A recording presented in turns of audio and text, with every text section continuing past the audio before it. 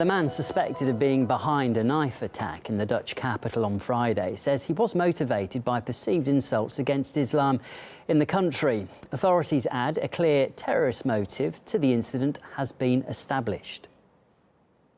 The man is of the opinion that in the Netherlands, the Prophet Muhammad, the Quran, Islam and Allah have often been insulted. From his statements, it is clear that the man had terrorist motives, which were his reason for coming to the country. Well, police say that the 19-year-old came from Afghanistan. He claimed asylum in Germany but was rejected. The suspect travelled to Amsterdam and 2 tourists were seriously wounded in his attack at a busy train station. Under interrogation, the suspect also mentioned the name of right-wing lawmaker Geert Wilders. Muslim terrorists hate our way of life and our freedoms. They answer Islam criticism with violence, like this Jawed S. Almost every week, this kind of gruesome stabbing takes place against innocent people throughout Europe.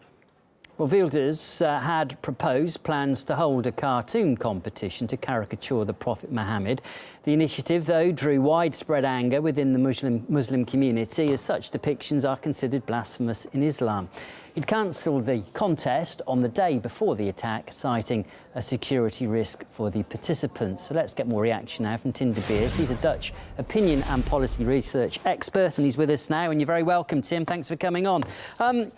Nobody condones this attack that I'm sure that took place just before the weekend. But where does the sympathy lie, do you think, in Holland or in the Netherlands at the moment with regards to this story? Is there much sympathy for the suspect himself? And he claims that the insults that have been directed at Islam in the country.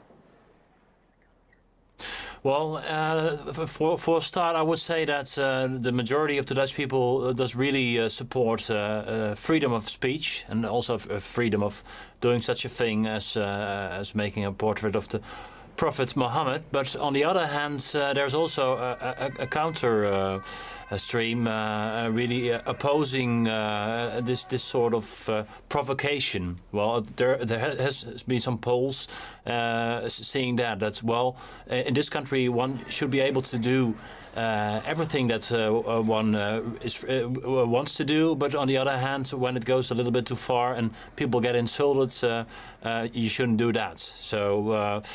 Of course, everybody is against this vicious attack, but on the other hand, this initiative by Mr. Wilders is definitely not supported by a strong majority of the Dutch people. On a general point, the suspect said that Islam has become an easy target for attack in the Netherlands.